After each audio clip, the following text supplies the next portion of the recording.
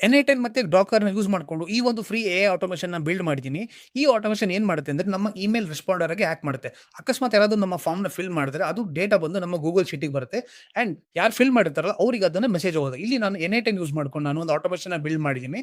ಇಲ್ಲಿ ನೋಡ್ತಿರ್ಬೋದು ಇಲ್ಲಿ N8N ಆಟೋಮೇಷನ್ ಅಲ್ಲಿ ನಾನು ಆನ್ ಫಾರ್ಮ್ ಸಬ್ಮಿಷನ್ ಅಂತ ಇದೆ. ಅದನ್ನ ಬಂದು ರೋ ಶೀಟ್ ಅಲ್ಲಿ ಅಪ್ಡೇಟ್ ಆಗಬೇಕು ರೈಟ್. ಅಂಡ್ ಯಾರು ಫಿಲ್ ಮಾಡಿರ್ತಾರೋ ಆ ಫಿಲ್ ಮಾಡಿದ ಹೆಸರಿಗೆ ಒಂದು ಮೆಸೇಜ್ ಹೋಗ್ಬೇಕು ಅಂದ್ರೆ ಮೇಲ್ ಹೋಗ್ಬೇಕು. ಅದನ್ನ ನಾನು ಇಲ್ಲಿ ತೋರಿಸ್ತೀನಿ. ಸೊ ಇಲ್ಲಿ ನೀವು ಎಂಪ್ಟಿ ನೋಡ್ತಾ ಇರ್ತೀರಾ. ಸೊ ನಾನೇನ್ ಮಾಡ್ತೀನಿ ಈ ಫಾರ್ಮ್‌ನ ಕ್ಲಿಕ್ ಮಾಡ್ತೀನಿ ನಾನು.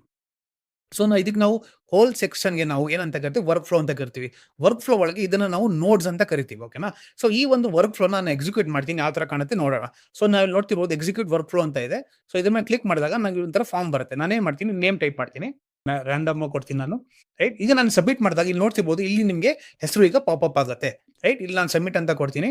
ಸಬ್ಮಿಟ್ ಅಂತ ಕೊಡ್ತಾರೆ ಫಾರ್ಮ್ ಸಬ್ಮಿಟೆಡ್ ಅಂತ ಬರುತ್ತೆ. ಇಲ್ಲಿ ನೋಡಿದ್ರೆ ನನಗೆ ಇಲ್ಲಿ ನೇಮ್ ಬರಬೇಕು. ಸೊ ಇಲ್ಲಿ ನೋಡಿದ್ರೆ ಆಟೋಮೇಷನ್ ಹೆಂಗೆ ಈಸಿಯಾಗಿ ನೇಮ್ ಬಂತು. ಅಂಡ್ ಈಗ ನನಗೆ ಕನ್ಫರ್ಮೇಷನ್ ಬರಬೇಕು ಈ ಇಮೇಲ್ ಐಡಿಗೆ. ರೈಟ್? ಈಗ ಅಕಸ್ಮಾತ್ ಈಗ ಏನ್ ಬಂದಿರುತ್ತೆ ಮೆಸೇಜ್ ಅಂತ ನಾನು ಇಮೇಲ್ ಅಲ್ಲಿ ತೋರಿಸ್ತೀನಿ. ಸೊ ಇಲ್ಲಿ ನೋಡ್ತಿರ್ಬೋದು ನಾವು ರಿಜಿಸ್ಟರ್ ಮಾಡಿದ್ವಿ ಈ ಇಮೇಲ್ ಐಡಿಗೆ ನನಗೆ ಒಂದು ಮೆಸೇಜ್ ಬಂದಿದೆ. Right? Thank you for registration. Hello Tejas, thank you for registration. I hope to see you in the webinar.